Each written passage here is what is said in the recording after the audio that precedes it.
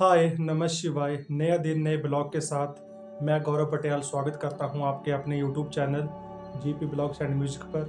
तो आज का ब्लॉग जो है यह एक टेम्पल ब्लॉग रहने वाला है, क्योंकि मैं पिछले कल बैद्यनाथ यानी कि महादेव की नगरी बैजनाथ में गया था। तो वहां पर मैंने ब्लॉग शूट किया है, तो वही ब्लॉग मैं आपके सामने रख रहा हूं। मैं आशा करूंगा कि आपको वो वाला ब्लॉग जो है वो पसंद आएगा। और इसी ब्लॉग में बैजनाथ के बाद मैं महाकाल के मंदिर में गया था, तो वो वाला ब्लॉग भी है, वो भी इसी ब्लॉग में अटैच होगा। यानी कि दो ब्लॉग आपको एक ही ब्लॉग में देखने को मिलेंगे, 2 in 1। तो ब्लॉग के साथ बने रहें, आपको बहुत ही आनंद महसूस होगा। जय भोलेनाथ। तो ब्लॉग की शुरुआत जो है वो शिव मंदिर बैजनाथ के प्रवेश द्वार से शुरू हो गई है, और प्रथम प्रवेश द्वार पर ही प्रसाद की दुकान भी लगाई गई है स्थानीय लोगों के जरिए। और यहाँ पर आप देख सकते हैं, मैंने आते वक्त जो है वो पार्किंग स्थल पर अपनी बाइक जो है वो पार्क कर दी है। तो यहाँ से हमारी शिव दर्शन की यात्रा शुरू हो गई है। आप आसपास देख सकते हैं, बहुत ही खूबसूरत इन्होंने बैठने के लिए बगीचा बनाया हुआ है। और ये जो बाबा जी बैठे हैं, इनको बहुत धूप लग रही थी, तो ये छाता लेके बैठ गए थे। मैंने बात की थी तो बोला, बेटा बहुत ही धूप है इसलिए मैं छाता लेके बैठा हूँ। तो ये शिव मंदिर बैजनाथ का जो है वो द्वितीय प्रवेश द्वार है, तो ये भी हमने पार कर दिया है। और जैसे ही हमने द्वितीय प्रवेश द्वार जो है वो पार किया, तो साथ में ही बजरंगबली जी की मूर्ति रखी गई थी। और यहाँ पर आप देख सकते हैं, श्रद्धालुओं की बहुत ही अधिकतर मात्रा है, और ये सब भोलेनाथ जी के दर्शन करने के लिए आए हैं। और यहाँ पर फूलों के द्वारा मंदिर सजाया गया है, और जगमग लाइटों के जरिए इसकी सजावट की गई है। तो यहाँ से अब मैं मंदिर की तरफ जा रहा हूँ भोलेनाथ जी के दर्शन करने के लिए। मैं आपको भी यहाँ पर भोलेनाथ जी के दर्शन करवाऊँगा, लेकिन जूम करके, क्योंकि यहाँ पर वीडियो लेना और फ़ोटो खींचने पर पाबंदी थी। तो इसलिए मैंने आपको भोलेनाथ जी के दर्शन जो हैं वो जूम करके करवा दिए। तो ये आप देख सकते हैं, यहाँ पर साक्षात भोलेनाथ जी का शिवलिंग जो है वो स्थापित किया गया है।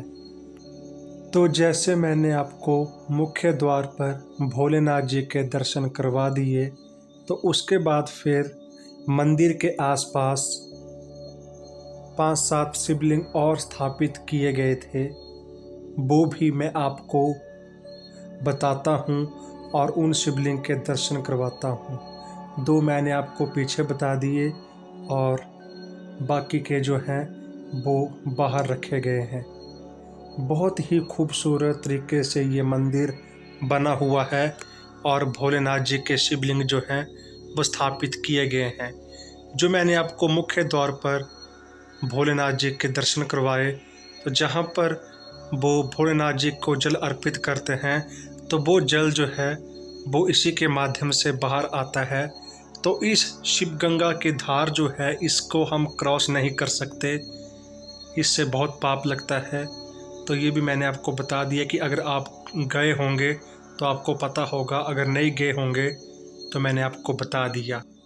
तो उसके बाद फिर मंदिर के बाहर लड्डू गोपाल यानी कि कृष्ण कन्हैया जी की भी मूर्ति स्थापित की गई थी, जो कि दरवाज़ा बंद था, तो मैंने आपको बाहर से ही दर्शन करवा दिए। तो ये था बैजनाथ भोलेनाथ जी का मंदिर। अब हम मंदिर के बाहर निकल रहे हैं, तो आप बाहर का नज़ारा भी एक बार देख लें, कितना खूबसूरत नज़ारा है। थोड़ी देर के बाद यहाँ पर बादल आ गए थे, तो और भी खूबसूरत जो है ये नज़ारा लग रहा है। आप एक बार देख सकते हैं इस नज़ारे को।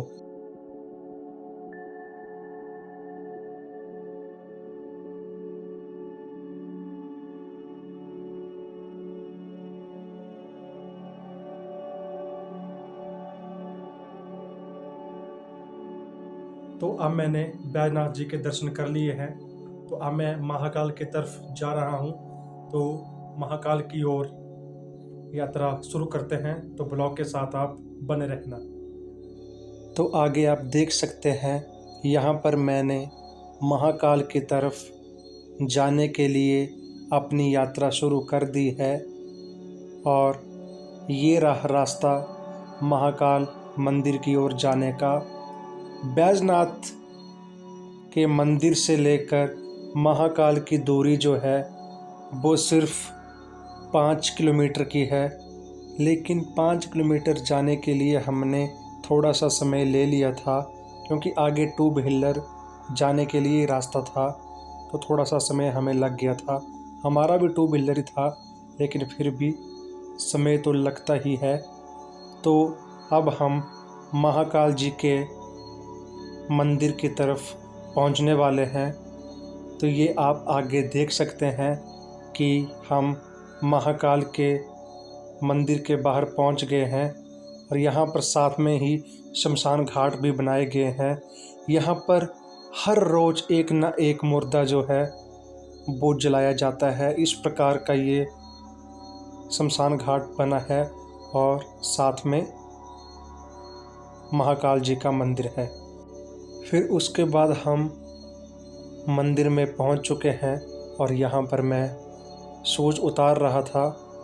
तो आगे आप देख सकते हैं, यहाँ पर महाकाल मंदिर जी का प्रवेश द्वार जो है वो आ गया है और यहाँ पर हम अब महाकाल जी के मंदिर की तरफ चल पड़े हैं। यहाँ पर भी 3-4 मूर्तियाँ जो हैं वो अलग अलग देवी देवताओं की रखी गई है, लेकिन आपको मैं सबसे पहले जो है वो महाकाल जी के ही दर्शन करवाऊंगा। तो ये देखिए, सबसे पहले मैंने आपको महाकाल जी के दर्शन ही करवाए। जय महाकाल। ये भी जैसे पुराने के समय में मंदिर था वैसे का वैसा ही यह आज भी है और साथ में गणेश भगवान रखे गए हैं और इनको ध्रुव की माला जो है वो पहनाई गई है। और फिर उसके बाद यहाँ पर दुर्गा माता जी की मूर्ति जो है वो स्थापित की गई है और महाकाल जी के बाहर नंदी भगवान भी विराजमान बैठे हैं।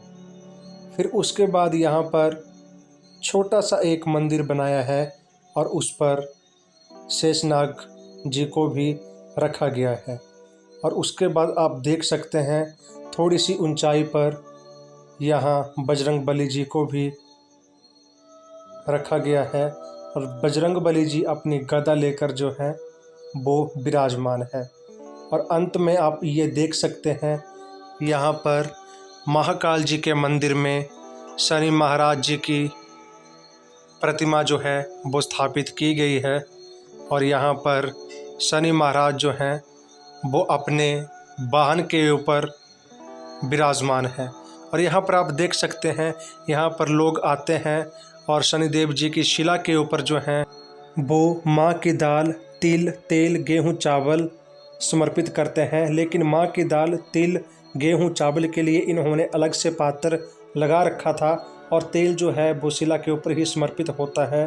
तो कुछ सारे का सारा ब्लॉग जो था वो इस प्रकार से रहा। तो आज के ब्लॉग में इतना ही। होप आपको ब्लॉग पसंद आया होगा। अगर ब्लॉग पसंद आए तो ब्लॉग को like, share, comment and subscribe जरूर करें। धन्यवाद। जय भोले शंकर, जय बैजनाथ, जय महाकाल। Let's rock.